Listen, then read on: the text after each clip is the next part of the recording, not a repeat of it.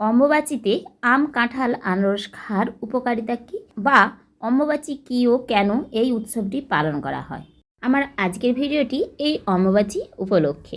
তো বন্ধুরা, যদি আপনারা জানতে চান যে অম্বুবাচী কী এবং কেন আমরা পালন করে থাকি এই অম্বুবাচীর দিনটিকে, তাহলে আমার ভিডিওটি সম্পূর্ণ আপনাদের দেখতে হবে।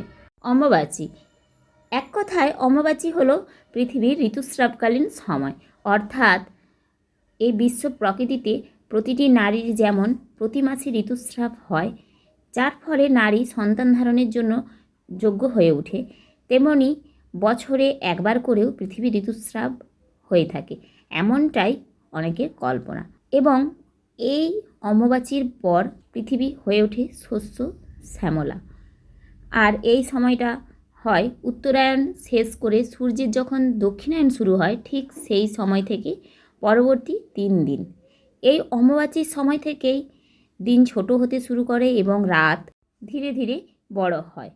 তবে তত্ত্বগতভাবে অম্বুবাচীর সময় 3 দিন, যেহেতু বৃষ্টি হয় তাই এই সময় চাষবাস বন্ধ থাকে এবং এরপরেই শুরু হয় বর্ষা, অর্থাৎ বৈশাখ এবং জ্যৈষ্ঠের তীব্র প্রখর দাবদাহের পর এই অম্বুবাচী থেকেই শুরু হয় কিন্তু বর্ষাকাল, অর্থাৎ বৃষ্টির শুরু।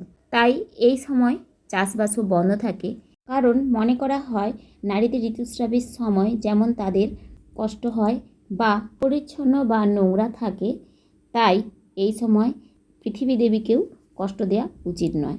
তাই এই সময় চাষবাসের পাশাপাশি কোনো ধর্মীয় বা মাঙ্গলিক কাজও বন্ধ থাকে। এমনকি এই সময় উনুনে আগুন জ্বালানোও নিষিদ্ধ, কারণ মনে করা হয় এই সময় উনুনে রান্না করলে মা বসুমতী আগুনের তাপে কষ্ট পাবে। তাই যারা অম্বুবাচীর ব্রত পালন করে থাকেন তারা এই সময় 3 দিন ধরে কোনো রান্না করা খাবার খান না, অর্থাৎ অম্বুবাচীর আগে রান্না করে নেন, সেই খাবারটাই খান, অথবা ফল মূল বা রান্না করতে লাগে না সেই সব জিনিসগুলোই তারা খেয়ে অম্বুবাচীর ব্রত পালন করেন। অম্বুবাচী কিন্তু 3 দিন ধরেই থাকে। এর কারণ হলো নারীদের ঋতুস্রাবও যেমন 3 দিন থাকে, ঠিক এই অম্বুবাচীর সময়কালও 3 দিন। নারীদের ঋতুস্রাবের সময় শরীর থেকে যেমন অতিরিক্ত জলীয় পদার্থ বা দূষিত পদার্থটি রক্তের আকারে বের হয়ে যায়, ঠিক একইভাবে অম্বুবাচীর সময় বৃষ্টিপাত হয়ে মাটিতে জল বেড়ে যায় এবং এই দৃশ্য থেকেই এই পার্বণটির নামকরণ করা হয়েছে। কারণ অম্বু কথার অর্থ হলো জল এবং বাচী কথার অর্থ হলো বৃদ্ধি, অর্থাৎ জলের বৃদ্ধি। জলের বৃদ্ধি হয়ে মাটির মধ্যে উর্বরা শক্তির বৃদ্ধি পায় এবং যার ফলে আমাদের পৃথিবী অথবা মা ধরিত্রী উন্নত মানের ফসল তৈরিতে সহায়ক হন। পৌরাণিক কাহিনী অনুযায়ী আমরা যখন শিব সতীর মৃতদেহকে ঘাড়ে নিয়ে তাণ্ডব নৃত্য করেছিল, তখন বিষ্ণু তার চক্র দিয়ে সতীর দেহকে 51টি খণ্ডে বিভক্ত করেছিলেন, যা অখণ্ড ভারতের 51টি স্থানে পতিত হয়েছিল এবং তার মধ্যে ছিল সতীর যোনি, যেটি পড়েছিল কামাখ্যার নীলাচল পাহাড়ে।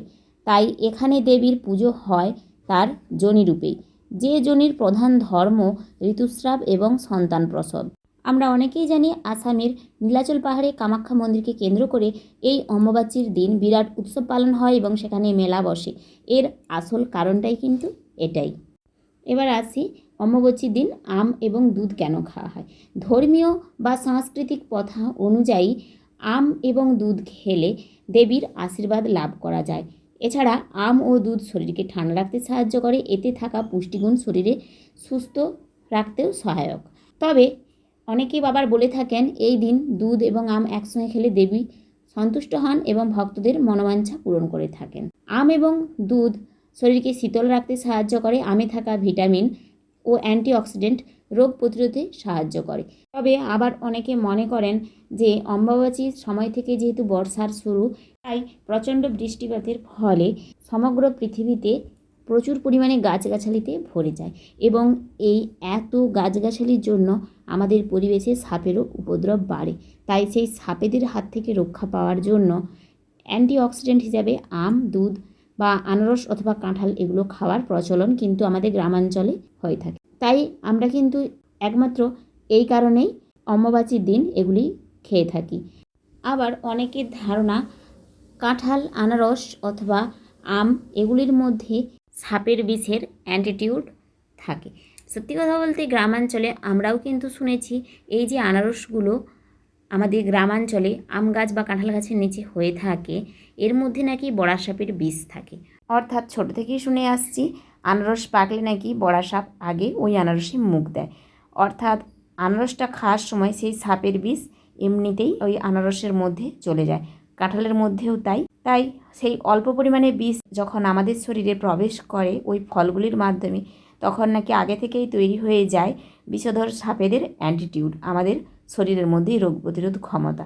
যদিও এর সঠিক সত্যতা আমার জানা নেই, সবটাই শোনা কথা এবং কল্পনার ওপর ভিত্তি করেই।